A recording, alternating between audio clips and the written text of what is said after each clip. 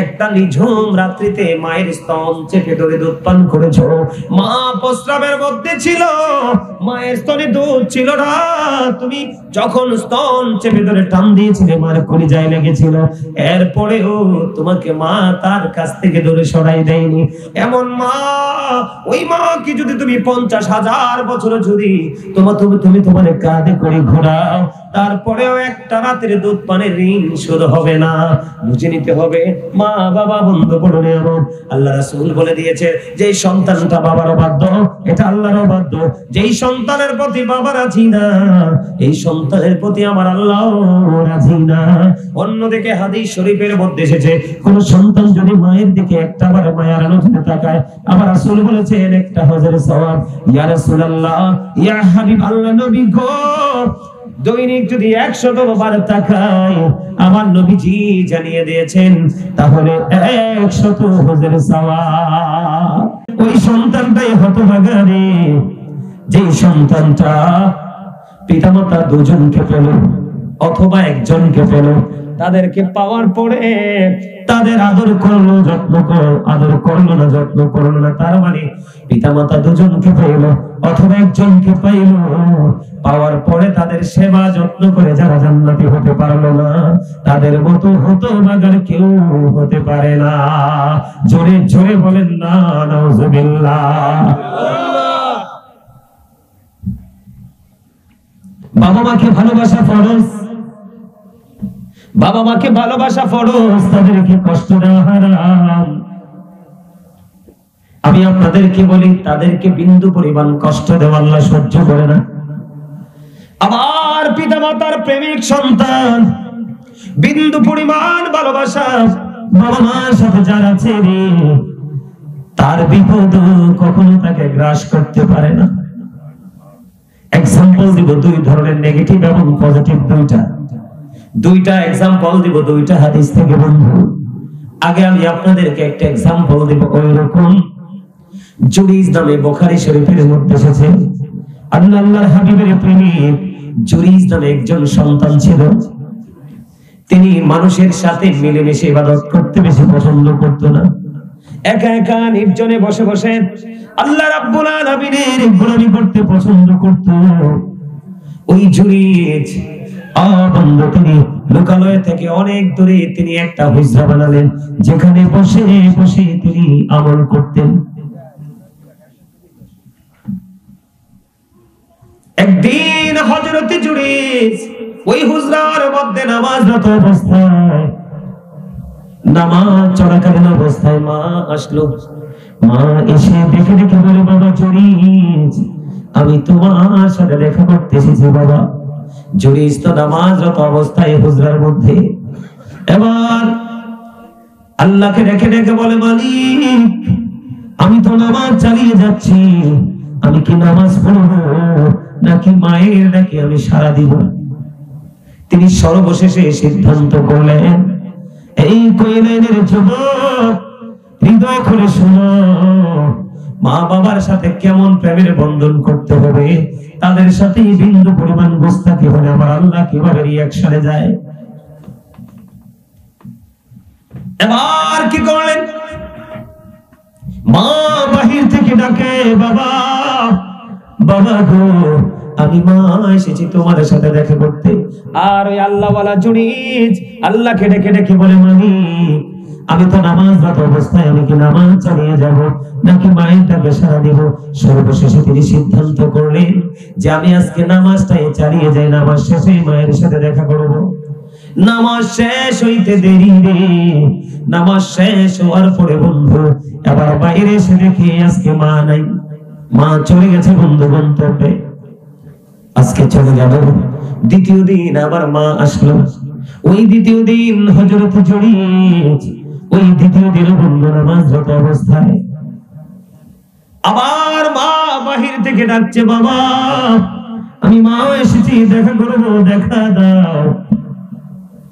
জুরিজ আজকেও চিন্তা করতেছে, আজকেও তো নামাজে গতদিনের মতো আজকেও নামাজ চালিয়ে গেল বন্ধু। নামাজ চালাইতে চালাইতে চলতে চলতে নামাজ শেষ করে ফেললো। নামাজ শেষ করে এবার চাইয়ে দেখে বাইরে এসে মা নাই, আজকেও মা চলে গেছে। একদিন চলে গেল, 2 দিন চলে গেল, আবার তৃতীয় দিন জুরিস নামাজরত অবস্থায় ঠিক এই সময় মা আজকে এসে ডাকছে, বাবা বাবা গো, আমি মা এসেছি তোমার সাথে দেখা করব, দেখা দাও। আজকেও জুরিস নামাজরত অবস্থায় দেখা দেয় না। জুরিস মনে মনে ভাবলো, আমি নামাজটা শেষ করিনি, নামাজ শেষ করার পরে দেখবো। একদিন আসলো, নামাজ চালিয়ে গেল, 2 দিন আসলো, নামাজ চালিয়ে গেল, 3 দিন আসলো, নামাজ চালিয়ে গেল। মাকে কোনো বকা দেয়নি, মার সাথে কোনো ঝগড়া ফাসাদ হয়নি। মা বাহির থেকে ডাকছে, ছেলে নামাজটা চালিয়ে যাচ্ছে। 1 দিন 2 দিন 3 দিন আসলো, মায়ের সাথে ছেলের দেখা হলো না। তৃতীয় দিন মা ক্ষুব্ধ হয়ে বলল, আল্লাহ, যদি আমি 3 দিন এক এক করে 3 দিন আসছি আমার ছেলেটার সাথে দেখা করার জন্য, সে দেখা দিল না, তাকে বেশ্যা মহিলার মুখ না দেখাইয়া মরণ দিও না। ওমা নাউজুবিল্লাহ। এ ফসা খবর শুনলে কেউ সুবহানাল্লাহ কয় না? জোরে বলেন না নাউজুবিল্লাহ। আরে আরো জোরে। মা কি দোয়া করছে না বদ দোয়া করছে? আরে জোরে বলেন, দোয়া না বদ দোয়া? মা আল্লাহকে একটা ডাক দিয়ে বলল, আল্লাহ, এক এক করে 3 দিন আসছি ছেলের সাথে দেখা করার জন্য, ছেলেটা দেখা দিল না, তাকে বেশ্যা মহিলার মুখ না দেখাইয়া তারে মরণ দিও না। জোরে বলেন না নাউজুবিল্লাহ। জিকির করেন, আল্লাহ আল্লাহ আল্লাহ আল্লাহ আল্লাহ আল্লাহ আল্লাহ আল্লাহ আল্লাহ মহব্বতে মহব্বতে, এই তো আল্লাহ আল্লাহ আল্লাহ আল্লাহ আল্লাহ আল্লাহ আল্লাহ আল্লাহ, আরো মহব্বতে আল্লাহ আল্লাহ আল্লাহ আল্লাহ আল্লাহ আল্লাহ আল্লাহ আল্লাহ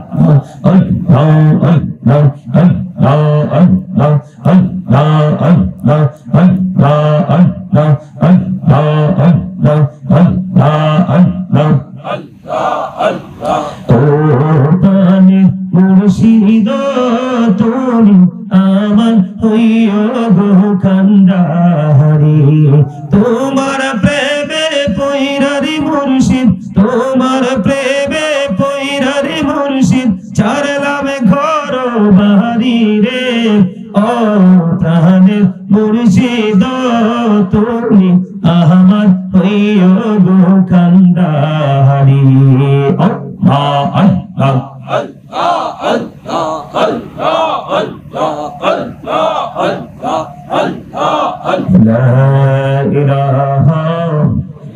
আল্লাহ মুহাম্মাদুর রাসূলুল্লাহ সাল্লাল্লাহু আলাইহি ওয়াসাল্লাম।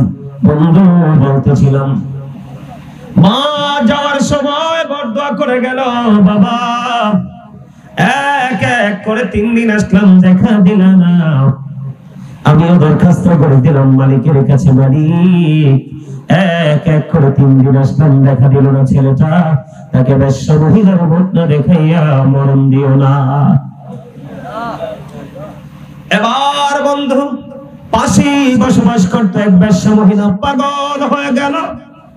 মা যখন বরদোয়া দিয়ে দিল, মার এই অভিশাপের সঙ্গে সঙ্গে বেশ্যা মহিলা এবারে বন্ধু পাগল হয়ে গেল।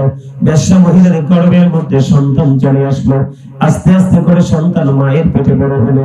সন্তান যখন প্রসব করলো, মানুষ এবার প্রশ্ন করলো, এই বাচ্চা তুমি কোথা থেকে নিয়ে এসেছো?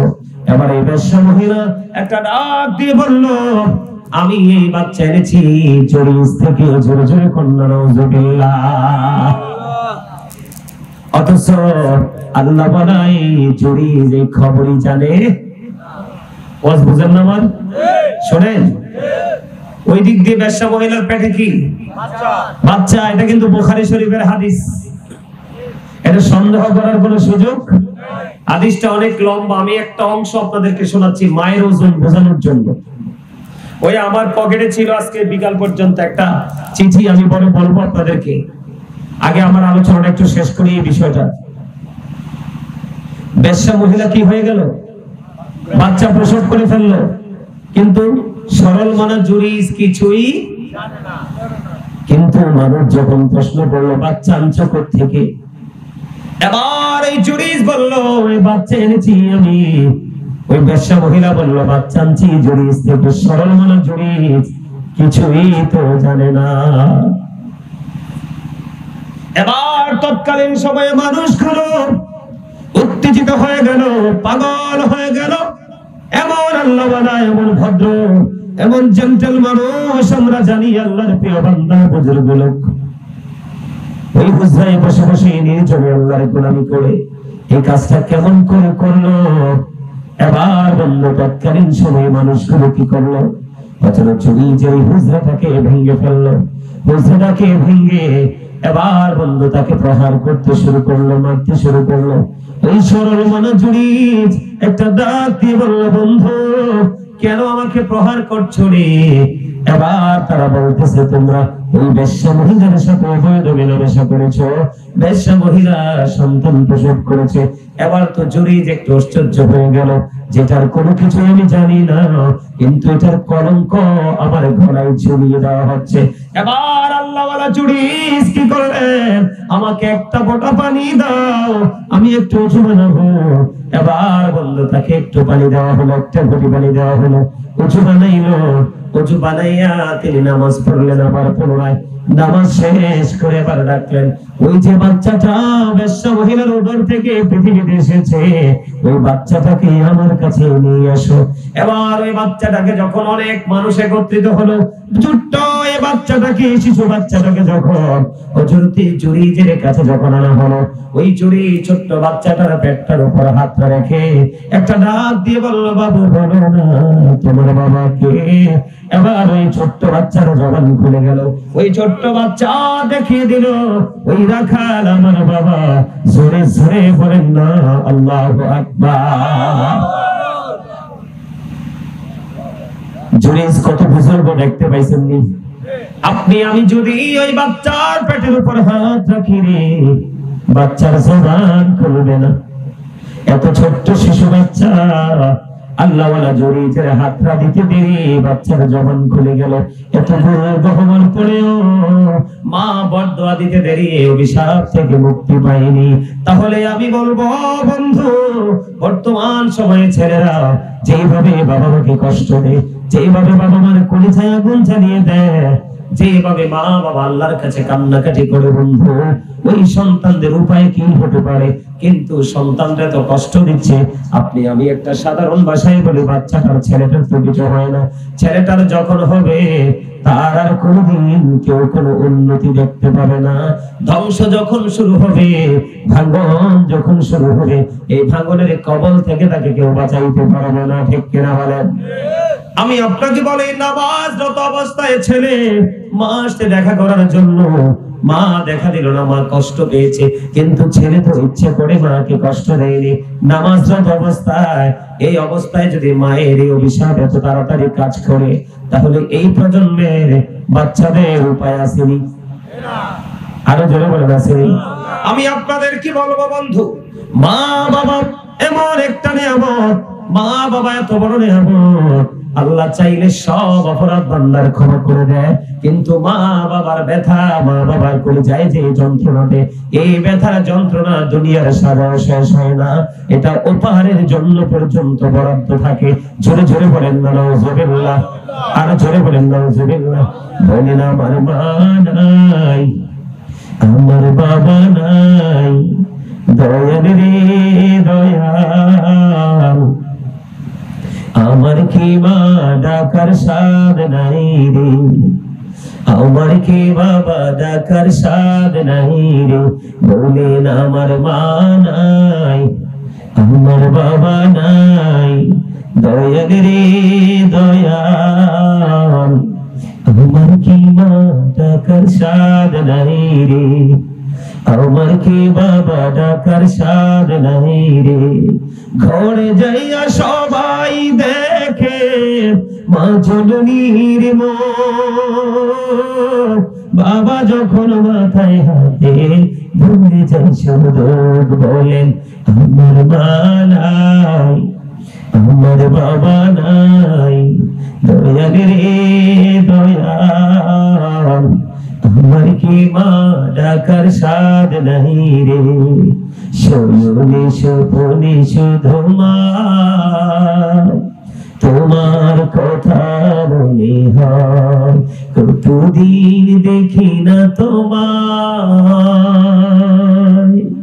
ভুলে কি গেছো আমায়, ভুলে কি গেছো আমায়, আদর সোহাগ মাগো আর কোথা পাবো, কারা চলে আমি নিজেকে জড়াবো, আদর সোহাগ মাগো আর কোথা পাবো, কারা চলে আমি নিজেকে জড়াবো, কার কাছে ধরবো মিছে বায়না, তোমার মতো কেহ নাই, শোনে স্বপনে শুধু মা, তোমার কথা মনে হয়, আমার ভুবন জুড়ে শুধু দুঃখ জ্বালা, কে আর পড়াবে আমায় সুখের সে মালা, কপালে কে দেবে আর কাচুরে রুটি, তুমি জেনে ধরায়, শোনে স্বপনে শুধু মা, তোমার কথা মনে হয়। মারহাবা বলেন না, আর জোর বলেন না মারহাবা। মার কথা কি মনে পড়ে না? যার মা নাই সে বুঝে তার পৃথিবী কত ছোট, আর যার মা আছে সে বুঝে তার এই দুনিয়া কত বড়, ঠিক কিনা বলেন?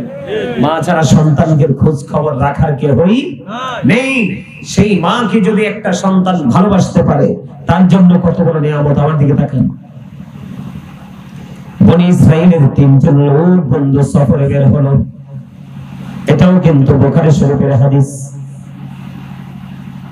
বনি ইসরাইলের 3 জন লোক বন্ধু সফরে বের হলো, বের হওয়ার পরে সফর যখন শেষ হয়ে গেল, সফর শেষ হয়ে যাওয়ার পরে বন্ধু তারা একটা পাহাড়ের গুহার ভিতরে অবস্থান করলো। খেয়াল করবেন বিষয়টা, পাহাড়ের গুহার মধ্যে পানি পাহাড়ের ভিতরে ঢুকে গেছে। ঢুকে যখন পড়লো আল্লাহর অশেষ কুদরত বন্ধু, আল্লাহর হুকুমে একটা বিশাল বড় পাথর উপর থেকে ধসে পড়লো। ধসে যে পড়েছে, তারা যে রাস্তা দিয়ে গুহার ভিতরে ঢুকেছে, লোক কয়জন? 3 জন লোক। তারা যে গুহার ভিতরে প্রবেশ করেছে, যেই মুখটা দিয়ে এই মুখটা পুরোটা বন্ধ হয়ে গেল। তারা আবার চাইয়া দেখে বন্ধু তাদের এই গুহার ভিতর থেকে বের হবার দরজা বন্ধ হয়ে গেছে। পৃথিবীর কেউ জানে না, পৃথিবীর কোন মানুষ জানে না এই গুহার ভিতরে 3টা জ্যান্ত মানুষ প্রবেশ করেছে। প্রবেশ করার পরে আটকা পড়ে গেছে। হাজার চেষ্টা করলেও পৃথিবীর কোন মানুষ এই পাথরের দরজা থেকে সরানোর ক্ষমতা নেই। মালিক যদি দয়া করে এই পাথরটা না সরায়, 3 জন লোক এই পাথরের পাহাড়ের গুহার মধ্যে প্রবেশ করে বিপদগ্রস্ত। তারা চিন্তা করতেছে এখন কি করব, কি করা যায়, এখন আমাদের কি করণীয়। চিন্তা করতে করতে 3 জন মিলে একটা চিন্তা করলেন, আমাদের জীবনের অনেক আমল আমরা করেছি, আমাদের জীবনে আমরা অনেক নেক আমল করেছি, আমরা আমাদের জীবনের আমলগুলো যে কোন একটা রুসিলা দিয়ে আজকে আল্লাহর কাছে দরখাস্ত করব, আল্লাহ যেন এই দরখাস্তের রুসিলায় আমাদেরকে কবুল করে নেয়। জোরে জোরে বলুন সুবহানাল্লাহ, আরো জোরে বলুন সুবহানাল্লাহ। আপনাদের কি ঘুম আসছে? আমার সত্যি আলোচনা করতে ভালো লাগতেছে না। বললাম না সে কয়েক বছরের মধ্যে এরকম পরিবেশ আমি পাইনি। এই সন্ধ্যাবেলা মানুষ এইভাবে ঘরে যেয়ে ঘুমায়, মাত্র বাজে 10টা 17। আমি স্টেজে উঠি 10টা 11টায়, নামি 2টায় 3টায়। মানুষ মানে প্যান্ডেল ছেড়ে কোথাও যায় না। আপনারা অনলাইনে দেখবেন আলোচনার জগতে কি পরিমাণ মানুষ উপস্থিত হয়। আলোচনা করছি এই জন্য, মনটাকে শান্ত করছি এই জন্য, এতগুলো মানুষ চলে গেছে কিন্তু তার মধ্যেও আপনারা আল্লাহ রাসূলের প্রেমে এখানে আছেন, এটা হলো সবচেয়ে বড় কথা, ঠিক না? এই জন্য আপনারা যেন খুশি হন, কিছু শিখতে পারেন, আল্লাহ যেন আজকের এই মাহফিলটাকে কবুল করে দেয়। সকলে বলেন আমিন। আর যেন বলেন আমিন। হাজার হাজার মানুষ, লক্ষ লক্ষ মানুষ থাকলেই যে কবুল হবে এমনটি নয়, আবার অল্প মানুষ হলে যে মাহফিলটা কবুল হবে না এমনটিও নয়। আল্লাহর কাছে সবচেয়ে বেশি গ্রহণযোগ্যতার দাবি রাখে, গ্রহণযোগ্যতার জায়গা তৈরি করে প্রেম। প্রেম হচ্ছে সবচেয়ে বড় জিনিস।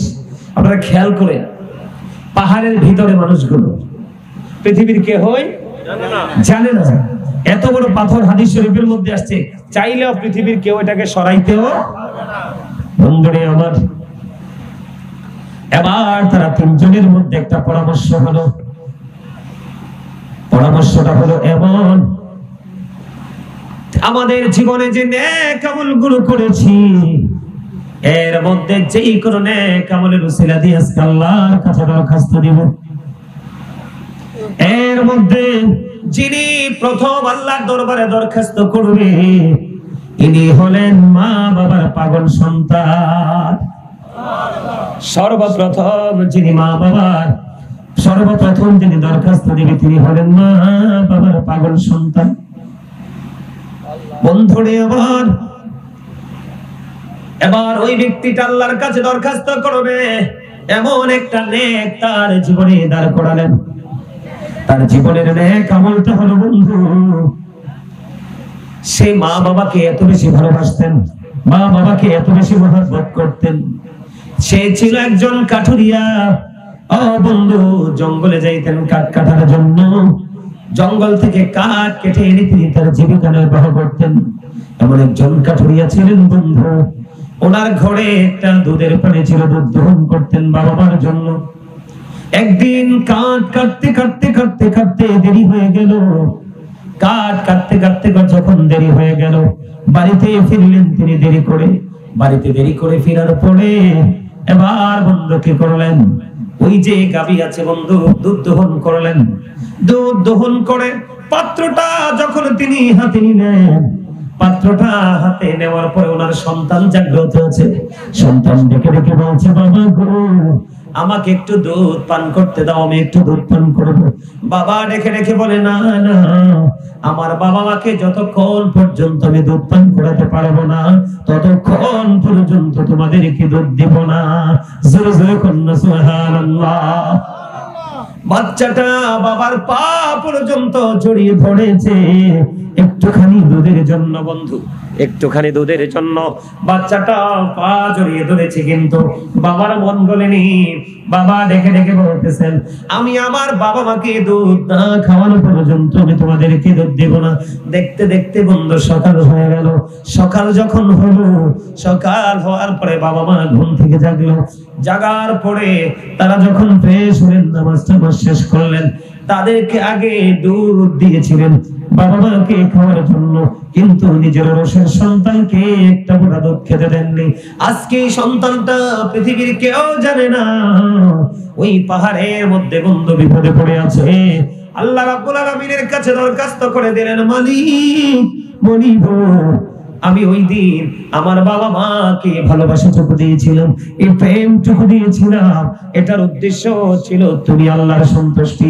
ওই দিনের এই আচরণ, ওই দিনের এই প্রেম, ওই দিনের এই ব্যবহার, ওই যে আমি আপনাদেরকে বললাম বিল ওয়ালিদাইনি ইহসানা, আল্লাহ বলেছে বাবা মার সাথে মিষ্টি আচরণ করো, ভদ্র আচরণ করো, নম্র আচরণ করো, এমন ভাবে ভালোবাসো, প্রত্যেকটা সেক্টর মিলিয়ে তাদেরকে ভালোবাসো।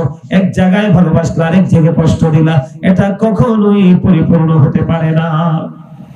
নারে তাকবীর, নারে রিসালাত, সুবহানাল কাদরি সাহেবের আগমন কোরআনবাসীর পক্ষ থেকে। বন্ধুরে আমার, এবার কি করলেন, আল্লাহর কাছে দরখাস্ত করে দিলেন, মালিক ওই দিনের এই কাজ যদি তোমার কাছে কবুল হয়ে থাকে গো, তাহলে আজকে ওই দিনের এই আমলের উসিলা আমাদেরকে বিপদ থেকে উদ্ধার করো। ওই মা বাবার পাগল পাথরের মধ্যে বন্ধু আটকা পড়ে আছে। ওনারই দরখাস্ত দেওয়া শেষ হইতে দেরি রে, আল্লাহর কুদরতে পাথরটা একটু সরে যায়। জোরে জোরে বলেন না সুবহানাল্লাহ। পৃথিবীর কোন মানুষ, পৃথিবীর কোন হাত লাগেনি, বুখারী শরীফের মধ্যে এসেছে ওই পাথরটা আস্তে করে অটোমেটিক্যালি একটুখানি সরে গেল। পাথরটা যখন বন্ধু সরে গেল, পাথর সরে যাওয়ার পরে বন্ধু তার একটু আশ্বস্ত হলো, তাদের মধ্যে আরো বেশি প্রেম জন্ম হলো। এবার দ্বিতীয় ব্যক্তি হলো যুবক। আজকে এটা তোমাদের দিকে যায়। দ্বিতীয় ব্যক্তির যে জীবনের কর্মটা ছিল, সে তার একজন চাচাতো বোনকে ভালোবাসতো, অনেক চেষ্টা করেছে ওই মেয়েটাকে, যুবকটার কাছে পাওয়ার জন্য, তার যে ভালোবাসা, তার যে মন, তার খায়েশ মেটানোর জন্য, কিন্তু কোনোভাবেই বন্ধু মেয়েটাকে কাছে পায় না। একটা সময়, তৎকালীন সময়ে দুর্ভিক্ষ শুরু হয়ে গেল। তখন ওই ছেলেটা কি করলেন, এই দুর্ভিক্ষের সময় তার সুযোগটা কাজে লাগাতে চাইলেন। ওই মেয়েটাকে 200 দিরহাম দিলেন। 200 দিরহাম দেওয়ার পরে বন্ধু তার কাছাকাছি গেলেন। কাছাকাছি যাওয়ার পরে এই ছেলেটা যখন, 2 নাম্বার ছেলেটা যখন ওই চাচাতো বোনের কাছে যখন চলে গেল, চাচাতো বোন একটা ডাক দিয়ে বলল, না না, আমাকে স্পর্শ করো না, আমাকে টাচ করো না। তার কারণ হলো, আমাকে যিনি মহারানা দিয়ে বউ করে বাড়ি নিয়ে যাবে, যার ঘরে নিয়ে যাবে, তার জন্য আমাকে এই সতীত্ব রক্ষা করতে হবে। তুমি আমার ইজ্জত লুণ্ঠন করো না। এবার এই কথাটা বলতে দেরি, যুবক সঙ্গে সঙ্গে মেয়েটা থেকে অনেক দূরে চলে গেল এবং ওই মেয়েটাকে 200 দিরহাম দিয়েছিলেন। ওই 200 দিরহামের দাবিও ছেলেটা মাফ করে দিলেন। আজকে এই ছেলেটা পৃথিবীর কেউ জানে না বন্ধু বিপদের মধ্যে পড়ে আছে, পাহাড়ের গুহার মধ্যে বিপদগ্রস্ত হয়ে আছে। আল্লাহকে একটা ডাক দিয়ে বললেন, আল্লাহ, আমি ওই দিন এত কাছে মেয়েটাকে পেয়েছিলাম, আমি চাইলে সেদিন যা ইচ্ছা তাই করতে পারতাম। যখন মেয়েটা আমাকে প্রস্তাব করলো, আমার মনে হয়ে গেল তোমার প্রেমের কথা। ওই যে তুমি বলেছো, ইন্নাল্লাহা সারিউল হিসাব, তুমি যে আমাদের কাছ থেকে হিসাব নিবে, এটা আমি বুঝতে পারলাম, জানতে পারলাম, মনের মধ্যে সেটা জন্ম হলো। এই জন্য সেদিন আমি ওই নোংরা কাজ করতে গিয়েও সেখান থেকে ফিরে আসলাম। বন্ধু, এই জায়গাটাতে আমি আরেকটা ঘটনা ঢুকাইতে চাই আপনাদেরকে শিক্ষা দেওয়ার জন্য। হযরতে ওমর রাদিয়াল্লাহু তাআলা জামানায় আল্লাহর প্রিয় একজন যুবক বান্দা, সে প্রতিদিন 5 ওয়াক্ত নামাজ পড়তেন মসজিদে গিয়ে, কিন্তু নামাজে যাওয়ার পথে পাশে একটা বাড়ি ছিল।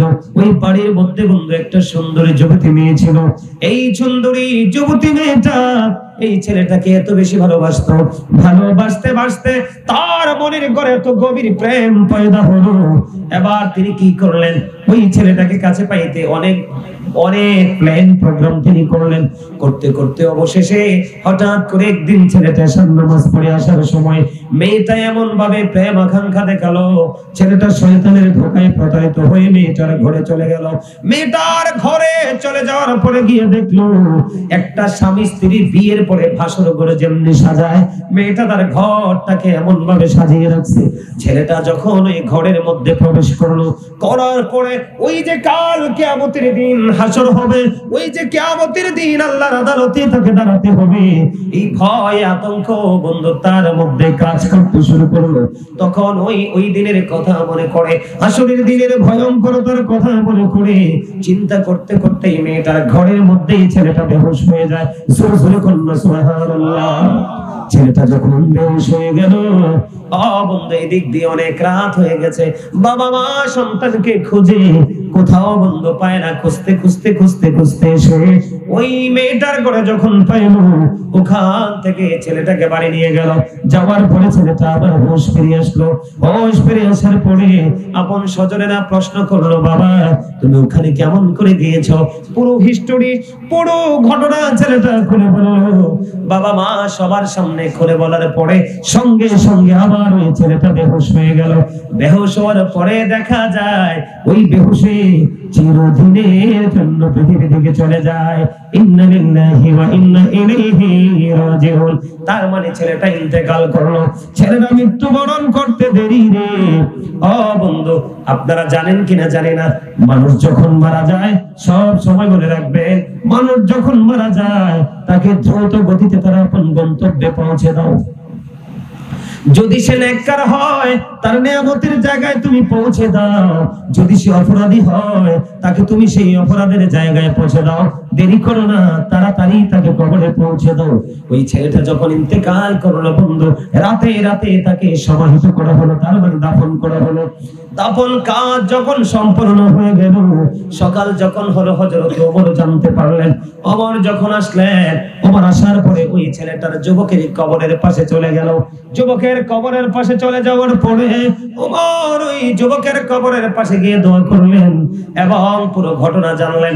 জানার পরে হযরত ওমর রাদিয়াল্লাহু তাআলা ডাক দিয়ে বললেন, যারা অন্যায় করতে গিয়ে, অপরাধ করতে গিয়ে, কোন নোংরা কাজ করতে গিয়ে আল্লাহর কথা মনে হয়, ও বন্ধু, পরপারে আল্লাহর দরবারে হিসাব দিতে হবে, এই চিন্তাটা যার মধ্যে আসে, আসার পরে যে নোংরা কাজ অপরাধ ছেড়ে দিয়ে সে চলে আসে, তার মৃত্যুবরণ করার পরে আল্লাহ রাব্বুল আলামিন তার কবরে দুইটা জান্নাতের সুখ দান করে।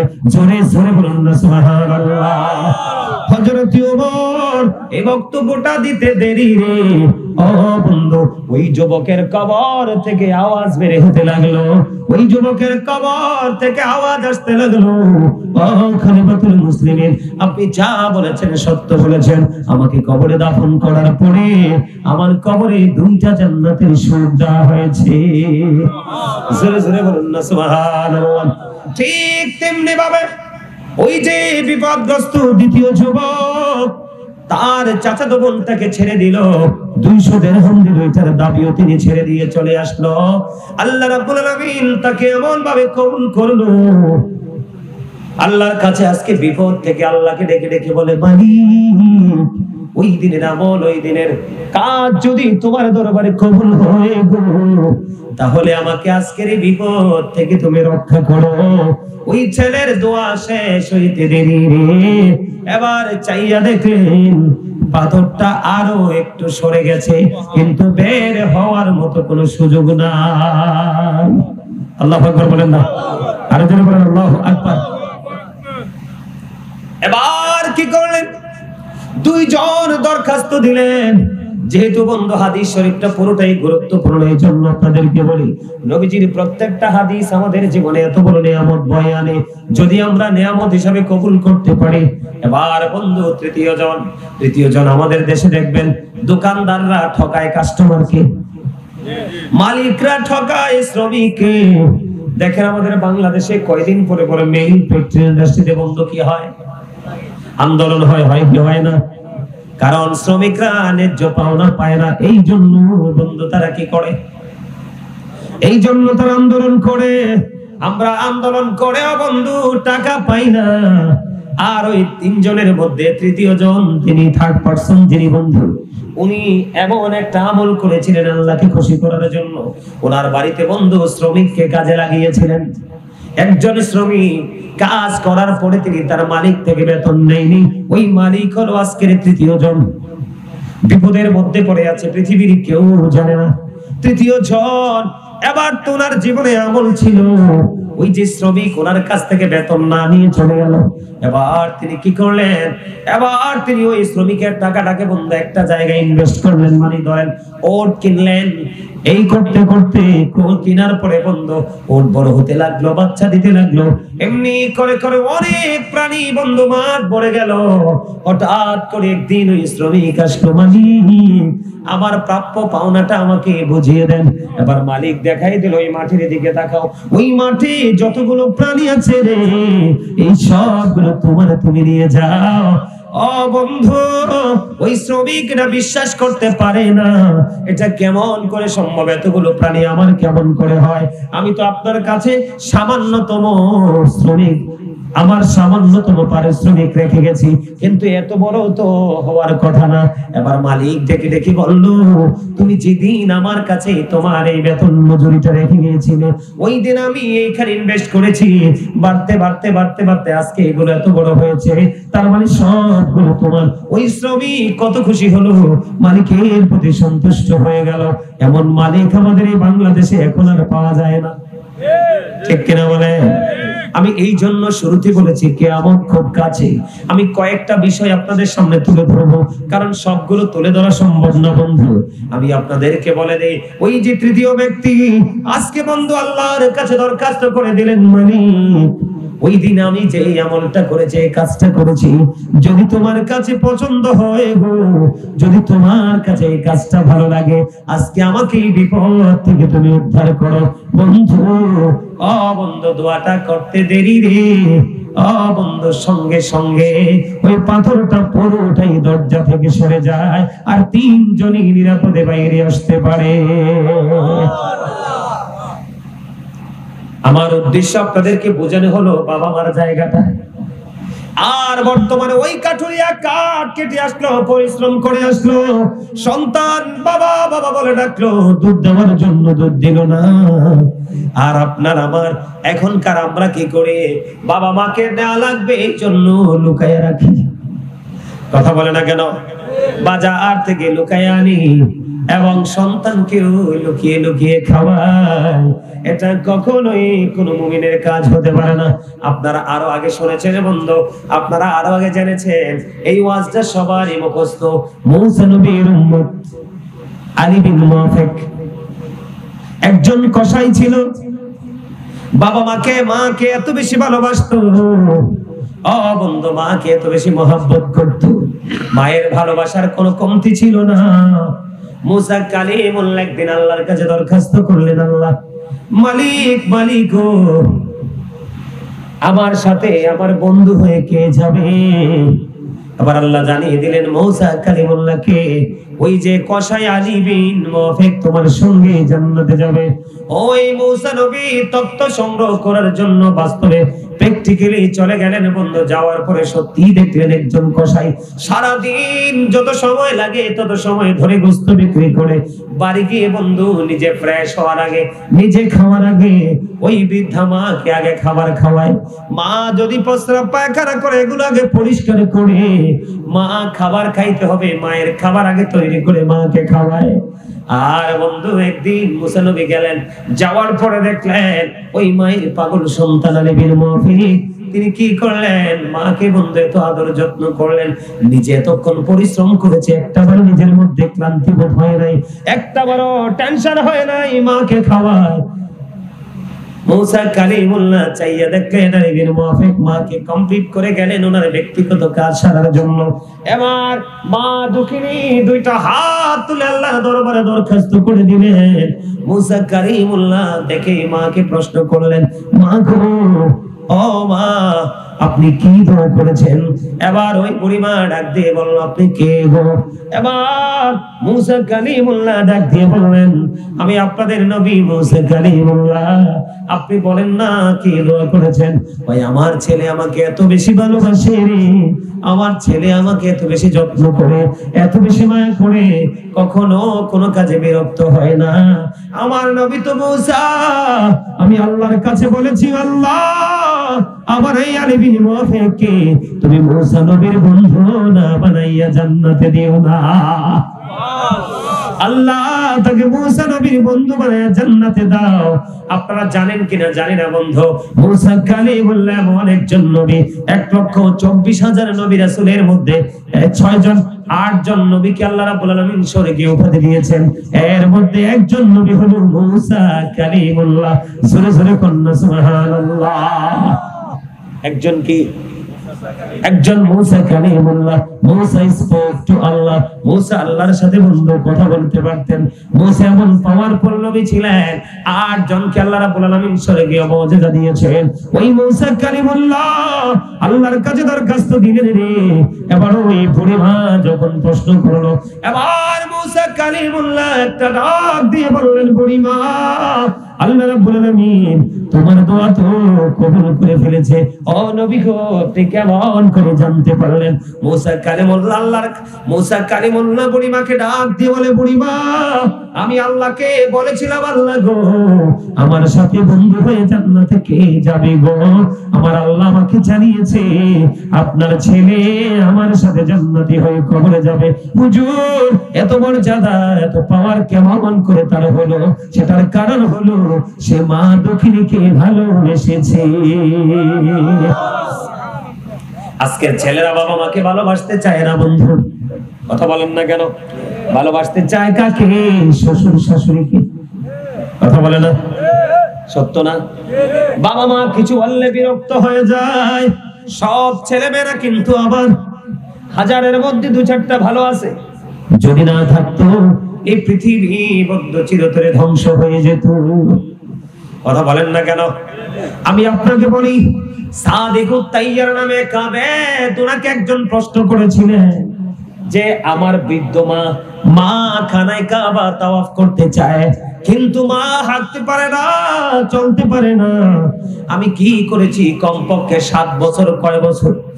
কমপক্ষে আমি 7 বছর আমি আমার মাকে কাঁধে করে খানায় কাবা তাওয়াফ করিয়েছি। এবার বন্ধু সাদিকুত তাইয়ার নামক কাবেদকে প্রশ্ন করলেন, আমি তো 7 বছর আমার মাকে কাঁধে করে খানায় কাবা তাওয়াফ করিয়েছি, আপনি বলে দেন আমার মায়ের দুধের ঋণ শোধ হয়েছে কিনা? এবার বন্ধু ওই মা ডাক দিয়ে বলল, সাদিকুত তাইয়ার নামক কাবেদ ডাক দিয়ে বলল, তুমি যদি 50,000 বছর যদি তোমার হায়াত পাও, আর ওই 50,000 বছর যদি তুমি মাকে কাঁধে করে ঘোরাও, তারপরেও আল্লাহ রাব্বুল আলামিন বলেছেন ওই জাহিলি যুগের নারীদের মতো তোমরা তোমাদের রূপকে বেগানা পুরুষের সামনে কি করো না, প্রকাশ করো না। তোমরা পর্দায় থাকো, তোমাদের ঘরের মধ্যে থাকো। জাহিলি যুগের নারীদের মতো তোমরা নিজেদেরকে বন্ধু অলঙ্গিনী নারীদের মতো তোমরা নিজেদেরকে বেগানা পুরুষের সামনে নিও না। কারণ নারীরা পর্দা করো পুরুষ, বেগানা পুরুষকে দেখা দেওয়া হারাম। আগে আমরা জানতাম, আগে আমরা দেখতাম শহরের মেয়েরা বেশিরভাগই অসভ্য ছিল। কথা বলেন না কেন? আগে মানুষ যখন শহরে যাইত, শপিং কমপ্লেক্সে যাইত, কোলাহল পরিবেশে যাইত, তখন দেখতো মেয়েদের মাথায় ওড়না নাই, শরীরের মধ্যে ওড়না নাই, পাতলা শাড়ি পাতলা জামা পরেছে, এটা পরার পরে তার শরীর দেখা যায়। এখন কিন্তু ওই সমস্ত নারী দেখার জন্য শহরে যাওয়া লাগে না, এখন গ্রামে গঞ্জেও কিন্তু ফ্যাশন শুরু হয়ে গেছে। কথা বলেন না কেন? শুরু হয়েছে কি হয়েছে না? আমি আপনাদেরকে আজকে বলে যাই, নারীরা শুধুমাত্র বিশেষ কারণে বন্ধ হাতের তালু দেখাতে পারবে, পায়ের তালুটা ওপেনিং করে রাখতে পারবে, পায়ের তালু এবং হাতের তালু দেখাতে পারবে। বিশেষ যদি কোনো কারণ লাগে, প্রয়োজন হয়, সে মুখমণ্ডলটা দেখাতে পারবে। যেমন সে হজে যাবে, পাসপোর্ট করতে হবে, ছবি লাগবে, ওই ক্ষেত্রে তার এই মুখমণ্ডলটা দেখাতে পারবে। অন্যথায় মাথা থেকে পা পর্যন্ত ঢেকে রাখা ফরজ। আর আমরা যারা পুরুষ আছি আমাদেরও কিন্তু পর্দা ফরজ, কিন্তু পুরুষরা সারা জীবন নারীদেরকে টিটকারি দিয়েছে, আর কি দিয়েছে। কিন্তু পুরুষের এই পর্দা যে ফরজ, এটা পুরুষ আজও জানে না অনেকেই। আল্লাহ রাব্বুল আলামিন বলেছেন বান্দার জন্য, আদম সন্তানের জন্য 3 শ্রেণীর পোশাক আল্লাহ বরাদ্দ দিয়েছে। একটা হলো বন্ধু লজ্জাস্থান ঢাকার পোশাক, যেটা কমনলি আমরা প্রতিদিন পরি। আরেকটা হলো সাজের পোশাক। আজকে মাহফিলকে কেন্দ্র করে আপনাদের এখানে অনেকেই কিন্তু একটু ব্যতিক্রম আলাদা পোশাক পরেছে। মাহফিল হবে, অনেক মেহমান আসবে, সবার সাথে দেখা হবে, এটাও কিন্তু আল্লাহর দেয়া নিয়ামত একটা। কিন্তু আল্লাহ বলেছে ওয়ালিবাসুত তাকওয়া যালিকা খায়র, আল্লাহর কাছে সবচেয়ে পছন্দের পোশাক হলো তাকওয়ার পোশাক। এই কই লাইনের যুবক, হৃদয় খুলে শোনো, সারা বছর শুধু সারা জীবন শুনেছো নারীরার জন্য পর্দা ফরজ, কিন্তু জানো না পুরুষের জন্য পর্দা আল্লাহ ফরজ করেছে। নারীদের মাথা থেকে পা পর্যন্ত ঢেকে রাখা ফরজ, আর পুরুষের দিক দিয়ে তাকাও, পুরুষের উপর দিয়ে নাভি বরাবর আর নিচে দিয়ে টাকনোর উপর পর্যন্ত ঢেকে রাখা ফরজ। নারীরা যেবার মাথা থেকে পা পর্যন্ত ঢাকা থেকে বের হয়ে যাবে তখন হারাম হয়ে যাবে, দায়ুস হয়ে যাবে। পুরুষরাও যখন ওই বন্ধু নাভির নিচে পোশাক পরবে, উপর দিয়ে নাভির নিচে পোশাক পরবে, লুঙ্গি বলো, প্যান্ট বলো, পায়জামা বলো, ট্রাউজার বলো, যেটাই বলো, নাভির নিচে যখন পড়বে, ওই দিক দিয়ে টাকনোর নিচে যখন পড়বে, পরশ তরক হবে, পরশ কেটে সেও কিন্তু অবৈধতার আওতায় চলে আসবে। তাহলে পুরুষদেরকে পর্দা করতে হবে, নারীদেরকে পর্দা করতে হবে। বন্ধু, পুরুষের পর্দাটা অত্যন্ত গুরুত্বপূর্ণ। যখন আমরা জামাতে নামাজে দাঁড়াই, আপনারা খেয়াল করবেন, জামাতে যখন নামাজে দাঁড়াই পিছের কাতার থেকে দেখবেন যে ছেলেটা জিন্স প্যান্ট পরে নামাজে দাঁড়াইছে, 100% তার লজ্জাস্থান পিছনের কাতার থেকে দেখা যায়। আপনারা দেখছেন কিনা জানি না, আমি নিজে দেখেছি। যেই ছেলেটা বন্ধু, আমি পর্দা না করার যে অবৈধ পোশাকটা পরার যে রিয়াকশনটা কি, দাদা কি কয় শোনেন, মুরব্বীরা বলছে শিয়ালনির 60টা বাঘিনীর একটা, এখান থেকে একজনও যদি শিক্ষা নেই আজকের মাহফিল সাকসেস। আপনারা কি টেনশন করেন? লক্ষ লক্ষ মানুষ হওয়া লাগবে? এই আস্তে আস্তে করে লক্ষ লক্ষ মানুষ আসবে না, আরো কমবে, এটা বাস্তবতা। কিয়ামতের আলামত রাসূল বলেছেন, আল্লাহ কোরআনে বলেছেন, ইন্নাল কাফিরিনা কানু লাকুম আদুওয়াম মুবিনা। আল্লাহ বলেছেন, the heretics are the eternal enemy of the believers. আল্লাহ বলেছে ইমানদারদের প্রকাশ্য শত্রু হলো বেঈমান কাফিরেরা। আজকে ছেলে বলেন মেয়ে বলেন উভয়ই কিন্তু বেঈমান কাফেরদের অপসংস্কৃতি লালন করছে। কথা বলেন না কেন? এই যে দেখেন, কিছু মনে করবেন না, আমার সামনে আমার দুটো ছোট ভাই বসছে, দেখেন দুটোটার মাথাটা কিন্তু গোল, কিন্তু ইহুদিদের স্টাইলে চুল কাটতে কি দুজনই কিন্তু মাথারে বানাই ফেলছে কুলা। আমি এদেরকে সামনে বসতে জন্য ওদেরকে দেখাইলাম, এদের মতো প্রত্যেকটা ছেলেই এমন অবস্থার মধ্যে চলে গেছে। কথা বলেন ঠিক না ঠিক?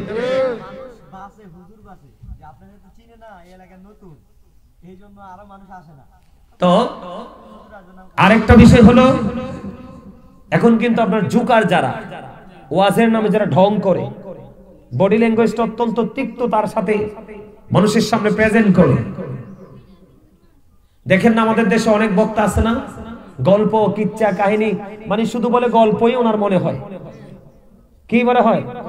শুধু একটা কথা মনে হয়েছে কইতাম নি, এগুলো কি ওয়াজ? মনে রাখবেন, আল্লাহ রাসূল বলেছে, কাল্পনিক গল্প বানিয়ে মানুষকে মজা দেওয়ার জন্য যে তথ্য দেওয়া হয়, আল্লাহ রাসূল বলেছে, বুখারী শরীফের মধ্যে আসছে, এটা মিথ্যাবাদীর অন্তর্ভুক্ত, এটা মিথ্যা কথা। কোরআন হাদিস এতটা দুর্বল না যে আপনি কোরআন হাদিস থেকে বের হয়ে আপনি কাল্পনিক গল্প বানিয়ে মানুষকে বোঝাতে হবে। এখনকার মানুষ এতটা সেন্সলেস না যে আপনি কোরআন হাদিস বললে বুঝবে না, তাকে কাল্পনিক গল্প বানিয়ে বলতে হবে। আল্লাহর হাবিব বলেছেন, যেই ব্যক্তি একটা মিথ্যা কথা বলল, তার মুখ থেকে এত বেশি দুর্গন্ধ বের হলো, কম পক্ষে তার সঙ্গের ফেরেশতা এই দুর্গন্ধের কারণে 1 মাইল দূরে চলে যায়, কম পক্ষে 1760 গজ দূরে চলে যায়। আজকে যদি সেই সমস্ত আলেম আসতো, দেখতেন আপনারা সামিয়া নাও লাগতো না, দাঁড়াই থাকতো, তবে সর্বোচ্চ 15 থেকে 20 মিনিট ডায়লগের জন্য আসতো, ডায়লগ পেলেই চলে যেত। এটা বাস্তবতা। তো আমি আপনাদেরকে বলে বন্ধু, ওই যে এদেরকে ছোট্ট 2টা বাচ্চা ছেলে, আপনি সেলুনে গেলে দেখবেন কোন মুসলমানের ছবি নাই, অথচ মুসলিম কান্ট্রি। সেলুনে গেলে দেখবেন দাড়ি রাখার কোন ডিজাইনেবল ছবি নাই, সব বেঈমান কাফের মুশরিকের ছবি।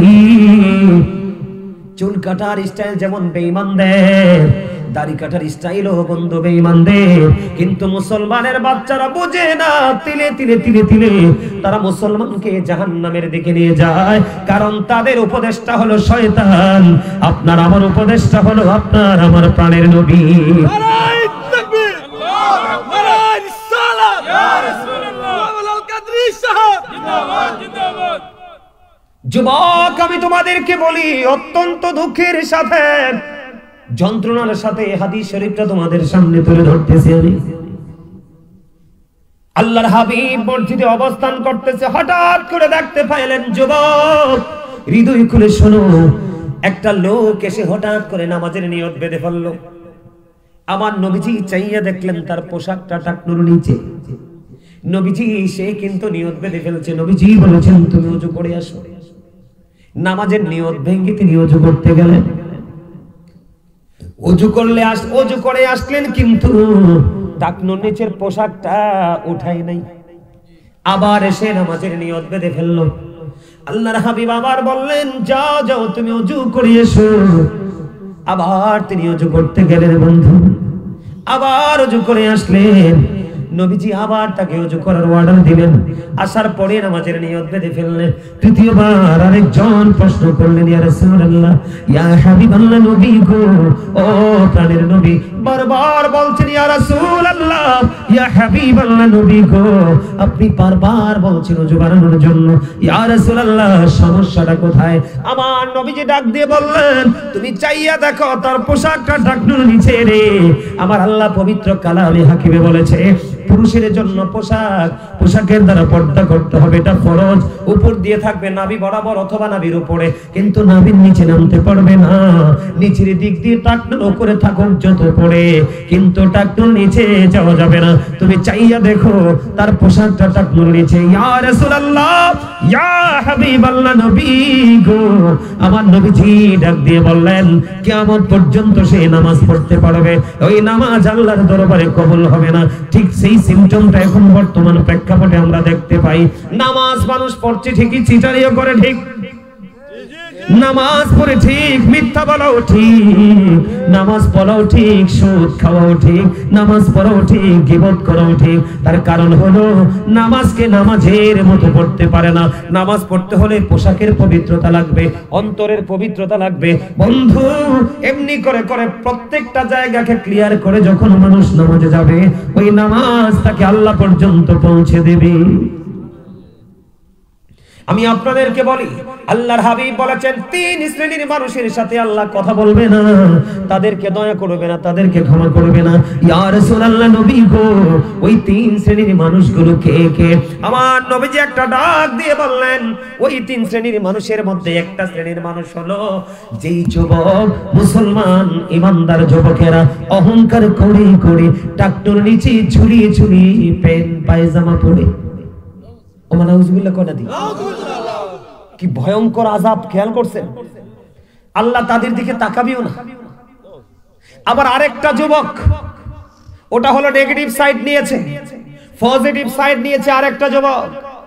আমার নবীজিকে আমার আল্লাহ ডাক দিয়ে কয়, হাবিব আপনি জানিয়ে দেন আমার ওই বান্দাগুলোকে, আপনার প্রেমিক উম্মতগুলোকে গুড নিউজ আপনি পৌঁছে দেন। আল্লাহ গো, কি নিউজ পৌঁছে দেব?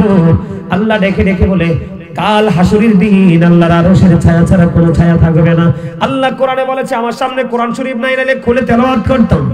আল্লাহ রাব্বুল আলামিন কোরআন শরীফে 30 পারায় বলেছেন ইদাস সামাউ ফাতারাত ওয়া ইদাল কাওয়াকিবুন তাসারাত ওয়া ইদাল বিহারু ফুজ্জিরাত। আল্লাহ রাব্বুল আলামিন বলেছেন আকাশটা ভেঙে যাবে, তারকাগুলো বিক্ষিপ্ত হয়ে ঝরে ঝরে পড়বে, সমুদ্র সেদিন উদ্বেলিত হয়ে যাবে, সূর্যটা বন্ধ মাথার উপরে থাকবে, ঘামে এমন অবস্থা হবে মানুষ ঘামের মধ্যে ডুবে যাবে। কিন্তু আল্লাহ রাব্বুল আলামিন জানিয়ে দিয়েছে, হাদিস শরীফের মধ্যে এসেছে 7 শ্রেণীর 7টা দলের জন্য আল্লাহর আরশের নিচে জায়গা দেবে। এর মধ্যে একটা দল হলো আল্লাহ নবীর প্রেমিক যুবক। এই জন্য আমি তোমাদেরকে যুবক বলতে চাই, আল্লাহ রাসূল বলে দিয়েছে ওই যুবকের সাথে আল্লাহর কোনো আলাপ হবে না, আল্লাহ কোনো দয়া করবে না, কোনো মায়া করবে না রে। তার কারণ হুজুররা সারা জীবন বলেছে, মসজিদের খতিব সাহেব বলেছে, গাজী সুলাইমান আজকে কই লাইনে বসে বসে বলে গেছে তোমরা কোনোদিন এগুলোকে কর্ণপাত করোনি, তোমরা অহংকার করেছো, প্রাউড ফিল করেছো। মনে রাখবা, আমি তোমাদেরকে বলি, আল্লাহ রাসূল বলেছে আমাদেরকে অনেক সুন্দর করে আল্লাহ বানাইছে, কিন্তু অহংকার করার কারণে আল্লাহ রাব্বুল আলামিন যারা অহংকারী তাদেরকে ছোট্ট ছোট্ট পিপীলিকা বানানো হবে। নাউজুবিল্লাহ বলতে বল, এই চায়ের ফ্লাগটা বন্ধ করো, নিচে ফেলাও ওটাকে। আমি আলোচনা করতেছি, আমার চায়ের তৃষ্ণা আসে না, তোমাদের তো চা খাওয়ার টক আসে কোত্থেকে?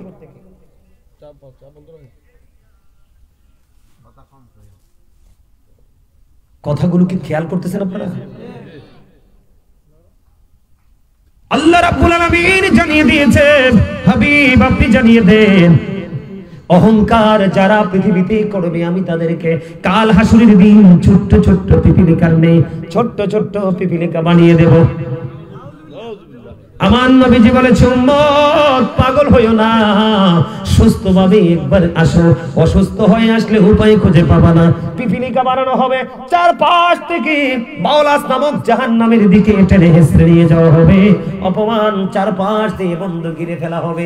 ওই দিক দিয়ে আল্লাহর হাবিব বলে দিয়েছে, অহংকার করে যারা, মনে রাখবেন, যারা বন্ধ লজ্জাস্থানটা সামনে দিয়েও দেখা যায়, পিছন দিয়েও দেখা যায়, প্যান্টটা টাকনোর নিচে, লুঙ্গিটা টাকনোর নিচে, ট্রাউজারটা টাকনোর নিচে, মনে করবেন তারা প্রাউড ফিল করে। মনে রাখতে হবে, আল্লাহ ডাজন্ট অন হিজ লেগ। আল্লাহ রাব্বুল আলামিন বলে দিয়েছেন, আল্লাহ তাদের সাথে কোনো কথা বলবে না। 2 নাম্বার হলো উপকার করে যারা মানুষকে সুযোগ পাইলে খোটা দেয়। 3 নাম্বার হলো যে ব্যবসায়িকরা কৌশল করে বোকা কাস্টমার পেয়ে খারাপ জিনিস দিয়ে টাকা কামাই করে। ব্যবসার মধ্যে মিথ্যা কথা বলে আছে না নাই? আপনি যেমন ধরেন, আমি এই কোটটা কিনতে গেলাম, আমি যখন কিনতে গেলাম বন্ধু ভালো লাগলো, আমি আজকে আপনাদেরকে বলে দেই, অনেক বেশি ভালো লাগছে যেই কোনো জিনিস দোকানদারকে বলবেন না যেটা আমার বেশি পছন্দ হয়েছে। যদি বেশি পছন্দ হয়েছে বলেন, আপনাকে কষায়ের মতো চামড়া ছিলে ফেলবে। মনের মধ্যে রাখবেন পছন্দ, কিন্তু কথা বলবেন দুর্বলের নেই, তাহলে একটু বোকাশোকা হয়ে থাকলে একটু বাঁচা আছে। বন্ধুরি আমার, দোকানদারের অনেক সময় দেখবেন ভাই হারামও 1 টাকা লাভ হবে না, আপনি 20 টাকা বাড়াই দেন, আছে না নাই? ব্যবসার মধ্যে মিথ্যা কথা বলে যারা এমন করে টাকা উপার্জন করে, আমার নবীজি বলেছে, তোমরা আসো, তোমরা দেখতে পাবে তোমার ফিউচারটা কত অন্ধকার। আমার আল্লাহ ক্ষমা করবে না, দয়া করবে না, মায়া করবে না। জোরে জোরে বলুন নাউজুবিল্লাহ। হাদিস শরীফটা পুরোটাই আমি তোমাদেরকে বলে ফেললাম, কারণ পরের 2টো অপশন অত্যন্ত গুরুত্বপূর্ণ। কথা বলে না?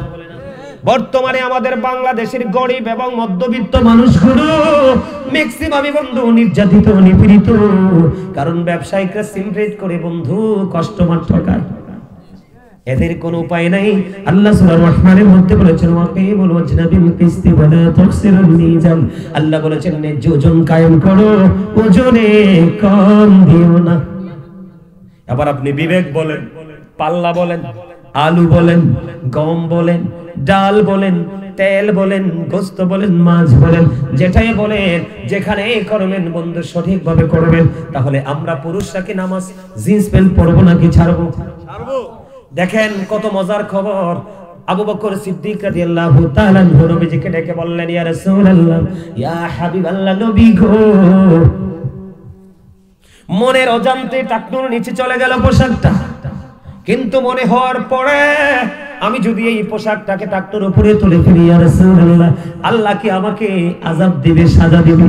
আমার নবীজি বলল, না রে না, ও আবু বকর, তুমি মনে করেছো তোমার পোশাকটা টাকনুর নিচে চলে গেছে, হঠাৎ করে তোমার মনে পড়ে গেল হুজুর গাজী সুলাইমান হুজুর এই ওয়াজটা করেছিল, শুনেছিলাম আজ থেকে 10 বছর আগে। না না, এটা কোনোভাবে টাকনুর নিচে রাখা যাবে না, উঠিয়ে ফেলতে হবে। এটার নামই হলো ভয়, এটার নামই হলো তাকওয়া, এটার নামই হলো আরেক দিকে প্রেম।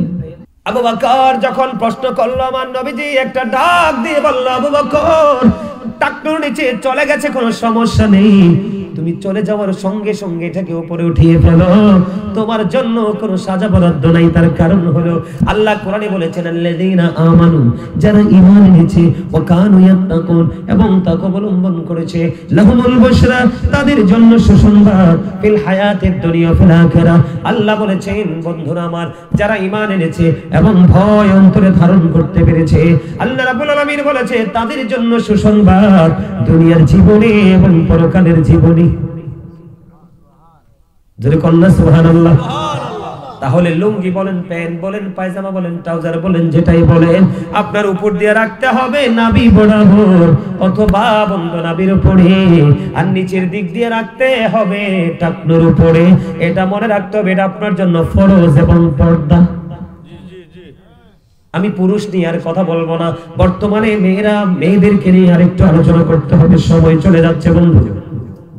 উম্মে সালমা রাদিয়াল্লাহু তাআলা আনহা তিনি বললেন, মাইমুনা সহ আমরা রাসূলের দরবারে উপস্থিত ছিলাম। উম্মে মাকতুমের পুত্র আব্দুল্লাহ নবীজির দরবারের দিকে আসতেছে। হাদিস শরীফ খেয়াল করবেন, নারীদের পর্দাটা কত গুরুত্বপূর্ণ, কতটা সেনসিটিভ। উম্মে মাকতুমের পুত্র আব্দুল্লাহ নবীজির দরবারের দিকে বন্ধু হেঁটে হেঁটে আসছে। তখন নবীজি আমাদেরকে বললেন, তোমরা এখান থেকে আত্মগোপন করো, তোমরা এখান থেকে প্রস্থান করো। ইয়া রাসূলুল্লাহ, ইয়া হাবিবাল্লাহ, নবী গো, ও প্রাণের নবী। উম্মে মাকতুমের পুত্র আব্দুল্লাহ তো অন্ধ। আমার নবীজি একটা ডাক দিয়ে বলেছে, আব্দুল্লাহ হয়তো অন্ধ, কিন্তু তোমরা তো অন্ধ না। সুবহানাল্লাহ বলেন না। নারীদের সচেতনতার জন্য আর কোনো ওয়াজ লাগেনি, যথেষ্ট না? খেয়াল করছেন, আব্দুল্লাহ দেখতে পায় না, আমি মেনে নিলাম আব্দুল্লাহ অন্ধ, কিন্তু তুমি তো অন্ধ নও। আব্দুল্লাহ যদিও তোমাকে দেখতে পাবে না, তোমাদেরকে দেখতে পাবে না, কিন্তু তোমরা তো আব্দুল্লাহকে দেখতে পাবে। এখান থেকে বন্ধু মা বোনদেরকে শিক্ষা দিতে হবে। বাড়িতে যদি স্বামী বাতার বেড়া দেয়, কলা পাতা দিয়ে যদি বেড়া দেয়, সুপারির ডাল দিয়ে যদি বেড়া দেয়, তুমি উকি ঝুঁকি দিতে পারবা না। রাস্তা দিয়ে কোন পুরুষ হেঁটে যায় তুমি নজর দিতে পারবা না। যদি তুমি নজর দাও, তাহলে তুমি যতই পরিষ্কার হও, তুমি পর্দাশীল না।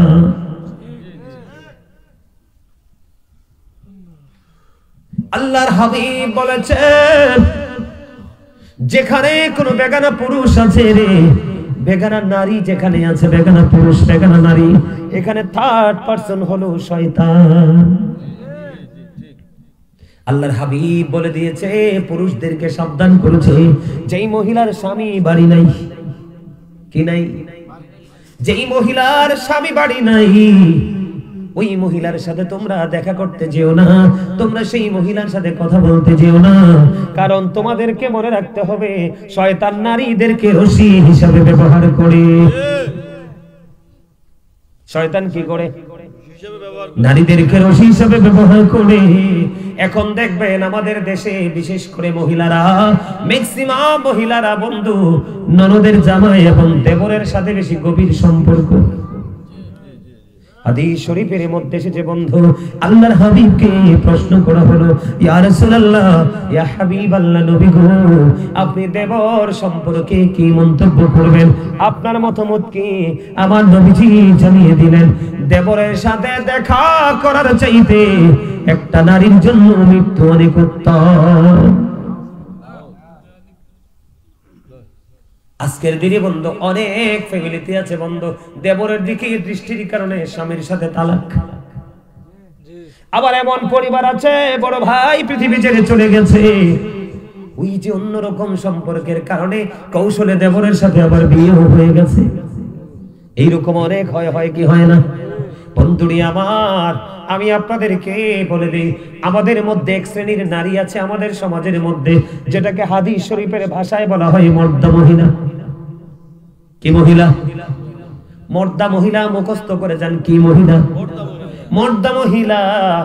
আল্লাহর হাবিব বলেছেন মর্দা মহিলা তাকে বলা হয় বন্ধু।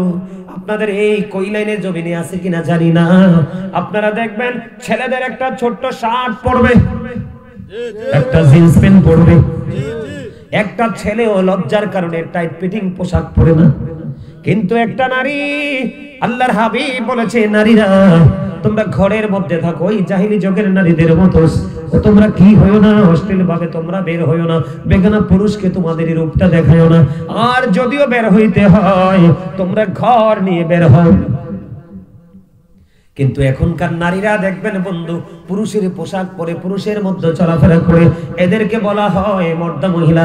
আল্লাহর হাবিব জানিয়ে দিয়েছে ওই মর্দা মহিলাদের জন্য হাদিস শরীফের মধ্যে এসেছে, আল্লাহ রাব্বুল আলামিন একটা খাবার ব্যবস্থা করে রেখেছে, ওই খাবারটার নাম হলো বন্ধু তিনাতুল খাবার।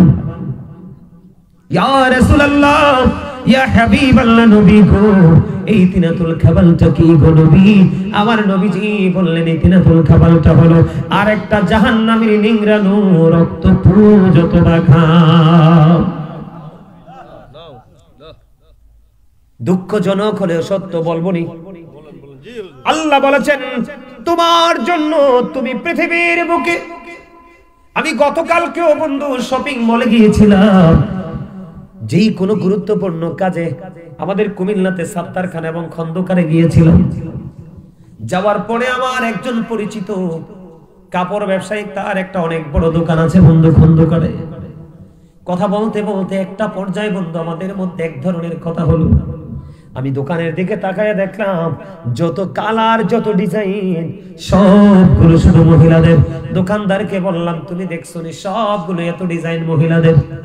এবার ওই দোকানদার ডেকে ডেকে বলে, হুজুর আমাদের কিচ্ছু নাই, আমাদের আছে শর্ট একটা শার্ট, শর্ট একটা গেঞ্জি, আর একটা পাঞ্জাবি, আর একটা লুঙ্গি, আর একটা প্যান্ট। এত কাপড় চোপড়, এত ডিজাইনেবল পোশাক থাকার পরেও মহিলারা দেখবেন পুরুষের প্যান্ট নিয়ে টানাটানি করে, কথা কয় না, পুরুষের গেঞ্জি নিয়ে টানাটানি করে। এটার জন্য দায়ী হলো বাবা মা, এটার জন্য দায়ী হলো বন্ধু স্বামী। প্রত্যেকটা ভাই তার বোনের দায়িত্ব নিতে হবে, প্রত্যেকটা বাবা তার কন্যার দায়িত্ব নিতে হবে, প্রত্যেকটা স্বামী তার স্ত্রীর দায়িত্ব নিতে হবে। না হয় যে স্বামী তার স্ত্রীর দায়িত্ব নেবে না, ওই স্বামীকে বলা হয়েছে দায়ুস। যেই স্বামী তার বিবিকে অন্য কোন বেগানা পুরুষের সাথে কথা বলতে দেখার পরেও ডাক দেয় না, ওই পুরুষের জন্য জাহান্নাম বরাদ্দ বন্ধু। খেয়াল করবেন, ওই মহিলার নাম হলো মর্দা মহিলা। আল্লাহর হাবিব জানিয়ে দিয়েছে তোমার জন্য খাবার হলো তিনাতুল খাবার, আরেকটা জাহান্নামীর পচা রক্ত পুজ অথবা ঘাম।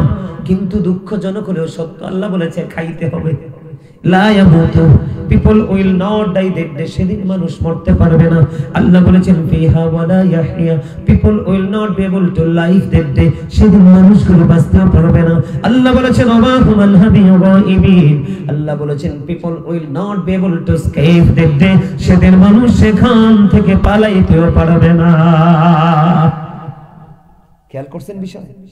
বাঁচার সুযোগ নাই, মরার সুযোগ নাই, পালাবারও সুযোগ নাই, খাইতে হবে। যাবেনটা কোথায়?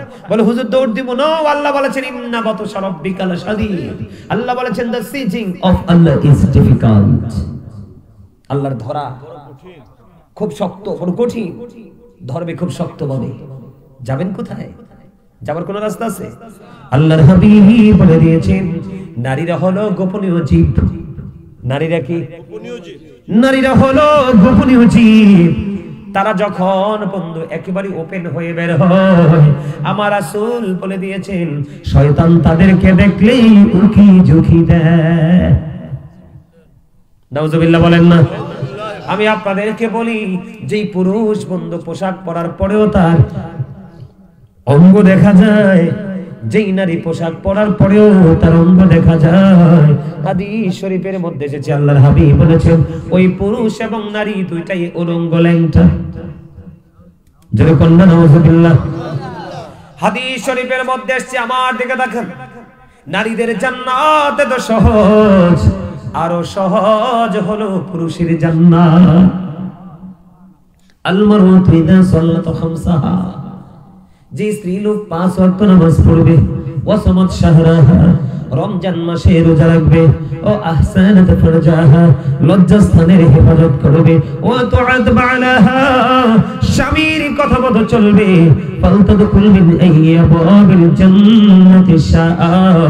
আল্লাহ রাসূল বলেছেন যেই মহিলা বন্ধু 5 ওয়াক্ত নামাজ পড়বে, যেই মহিলা 5 ওয়াক্ত নামাজ পড়বে, বন্ধু রমজান মাসে রোজা রাখবে, লজ্জাস্থানকে সে কন্ট্রোলিং এ রাখবে, হেফাজতে রাখবে, স্বামীর কথা মতো চলাফেরা করবে, আমার নবীজি বলে দিয়েছেন ওই মহিলার জন্য 8টা জান্নাতের দরজাই খুলে দেওয়া হবে, সে যেটা দিয়ে মন চায় সেটা দিয়ে প্রবেশ করতে পারবে।